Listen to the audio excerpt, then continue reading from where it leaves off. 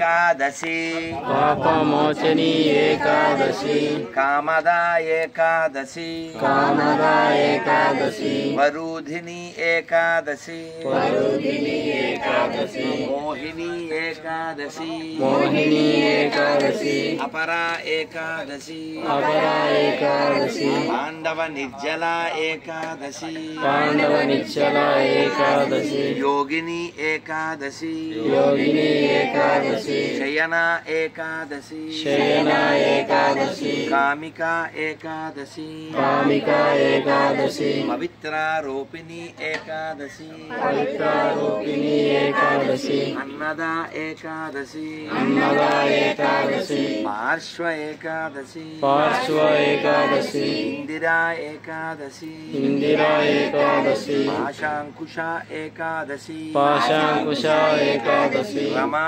ఏకాదశి రమా ఏకాదశి ఉత్థాన ఏకాదశి ఉత్థాన ఏకాదశి ఉత్పన్న ఏకాదశి ఉత్పన్న ఏకాదశి మోక్షద ఏకాదశి మోక్షద ఏకాదశి సఫల ఏకాదశి సఫల ఏకాదశి పుత్రద ఏకాదశి పుత్రద ఏకాదశి శక్తిల ఏకాదశి శక్తిల ఏకాదశి నైమి ఏకాదశి నైమి ఏకాదశి విజయ ఏకాదశి విజయ ఏకాదశి అమలకి ఏకాదశి అమలకి ఏకాదశి పరమ ఏకాదశి పరమ ఏకాదశి పద్మిని ఏకాదశి పద్మిని ఏకాదశి హరే కృష్ణ హరే కృష్ణ హరే కృష్ణ హరే కృష్ణ కృష్ణ కృష్ణ కృష్ణ కృష్ణ హరే హరే హరే హరే హరే రామ హరే రామ హరే రామ హరే రామ రామ రామ రామ రామ హరే హరే హరే హరే గోవిందా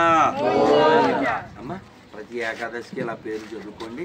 అలాగే ఇది గట్టిగా అయితే ఓ 200-300 అవ్వచ్చు. దీని మీద ఉన్న ఫ్రంట్ బ్యాక్ ఉండే విషయాన్ని ఫ్లెక్సీగా మార్చి ప్రతి గుళ్ళో తగిలించండి.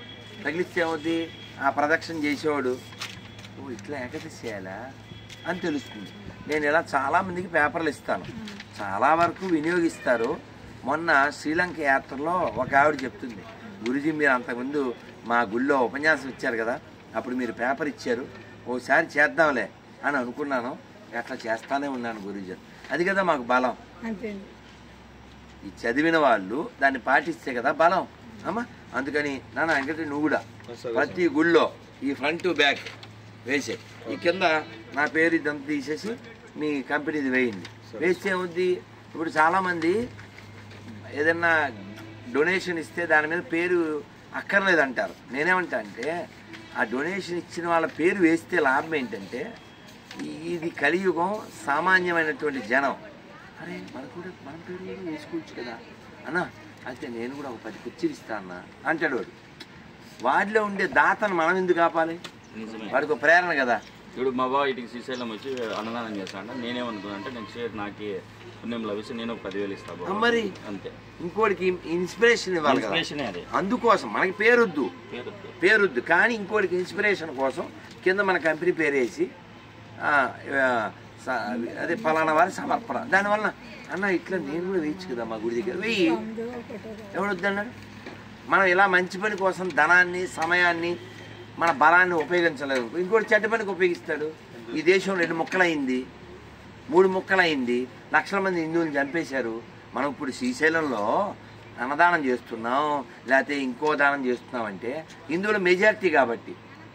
ఒక్కసారి నువ్వు తగ్గిపోతే ఇంకా నీ పూజ ఉండదు, ఏది ఉండదు, నరకమే ఉంటుంది, వాళ్ళకి నరకడమే ఉంటుంది. కాబట్టి మన ధర్మం బాగుండాలంటే హిందువులు మన మెజారిటీ ఉండాలి. మన మెజారిటీ ఉండాలంటే మన ధర్మాన్ని పాటించాలి. మన ధర్మాన్ని పాటించే వాళ్ళు ఎక్కువ మంది ఉండాలి. హాయ్ బ్రో ఏంటి వదినా ఎక్కడ కొన్నావు, ఈ బ్యాచ్ వేస్ట్ మనకి. అర్థమైందా? ధర్మాన్ని పాటించే వాళ్ళే హిందువులు. ధర్మాన్ని తెలుసుకుని పాటిస్తేనే వాడు హిందుత్వం నిలబడుతుంది. అంతేగాని ఏదో గుడికి వెళ్ళి వచ్చేస్తే కాదు. ఇప్పుడు కుంభమేళాకి అన్ని కోట్ల మంది వచ్చారు, ఎక్కడైనా బ్రహ్మోత్సవాలు అంటే లక్షల మంది వస్తారు, ఎక్కడైనా గుడి కూల్చేస్తే వస్తున్నారా, రథం కాల్చేస్తే వస్తున్నారా? మరి హిందుత్వం ఎలా నిలబడుతుంది?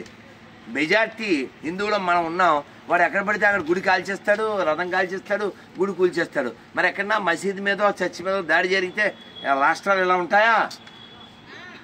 కాబట్టి కొనేటప్పుడు తినేటప్పుడు హిందువుల దగ్గర కొనండి, హిందువుల దగ్గర తినండి, కాస్త చెప్పించేయండి. భారత్ మాతాకి జై. జై శ్రీరామ్. జై. సంతోషం.